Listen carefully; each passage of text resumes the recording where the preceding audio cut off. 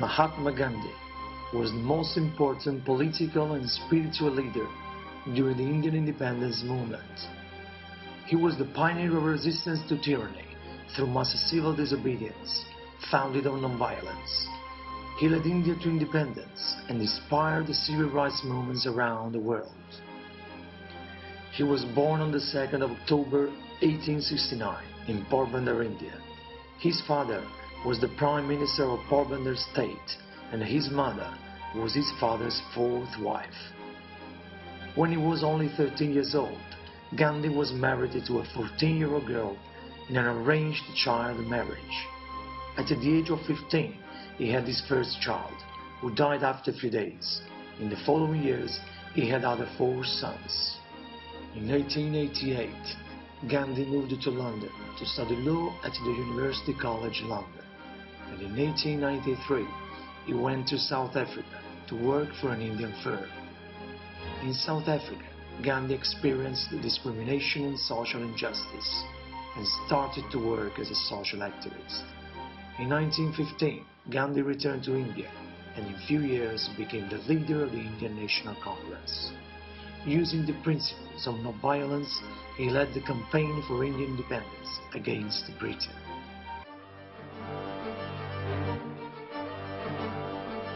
The Salt March on the 12th of March 1930 was the first act against British rules after the Declaration of Independence.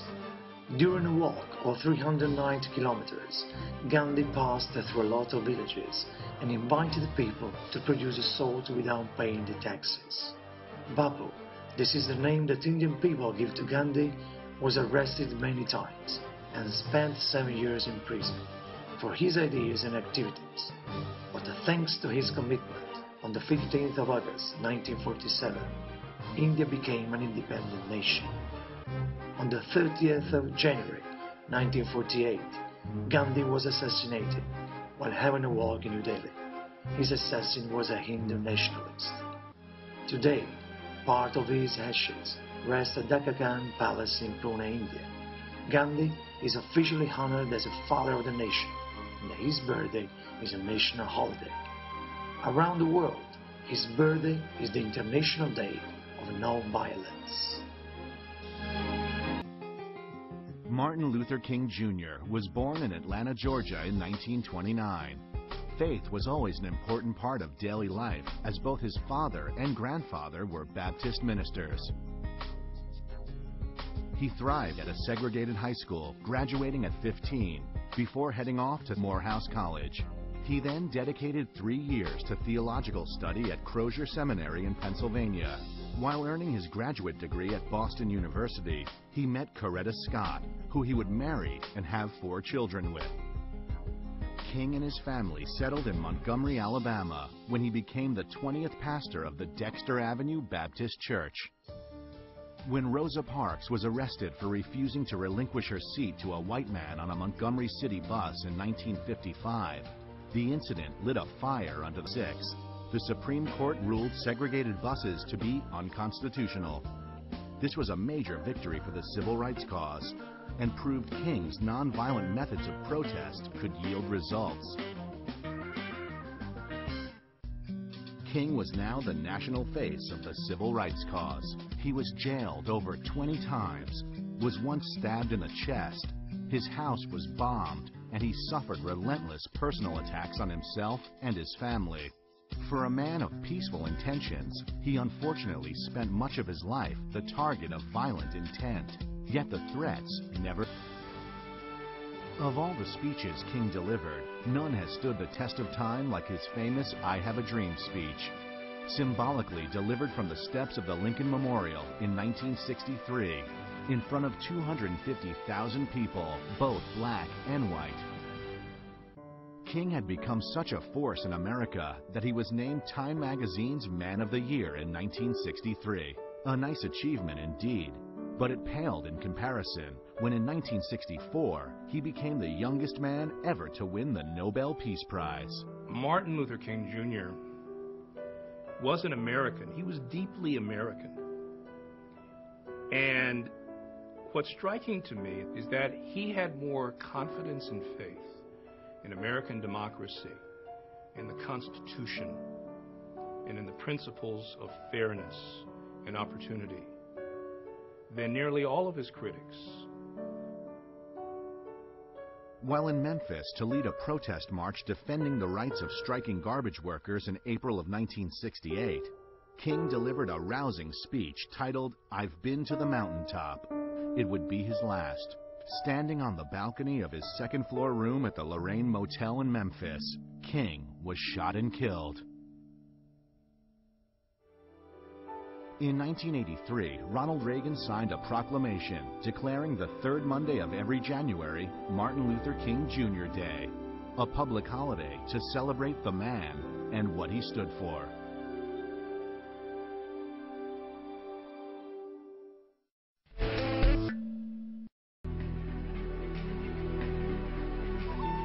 Against overwhelming odds, he achieved his dream of equality for all South Africans.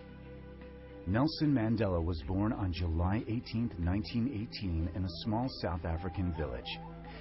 It was 1941, and for the first time, Nelson came face to face with the brutal reality of a racially divided South Africa. He began attending meetings of the African National Congress, an organization that aimed to establish a democratic government. During this time, he married his first wife, Evelyn. A year later, the ANC adopted nonviolent civil disobedience as official policy. In 1952, they launched the campaign for the defiance of unjust laws, and Nelson traveled South Africa in support of that effort. The National Party government took steps to restrict Nelson's movements, banning him from attending any gatherings and confined him. Since he was wanted by the government, he traveled abroad, secretly gaining support for the cause. When he returned to South Africa, he was arrested and sentenced to 5 years in prison.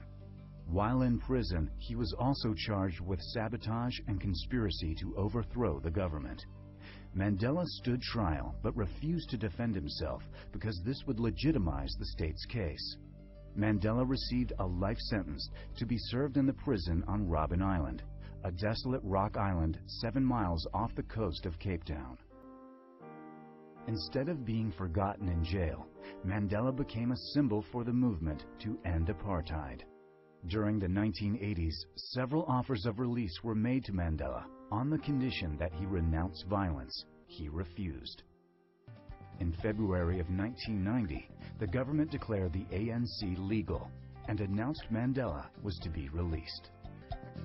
Now free at the age of 71, Mandela was named the head of the ANC.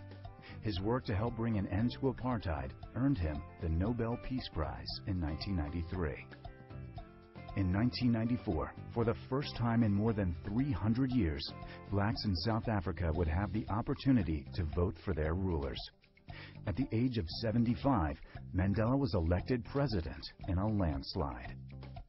Becoming the president, I think he really moved the world, because this was a place that most of us didn't think would ever see black leadership. And so for him to rise to power after being in jail for 27 years, I think it was just a really historical moment.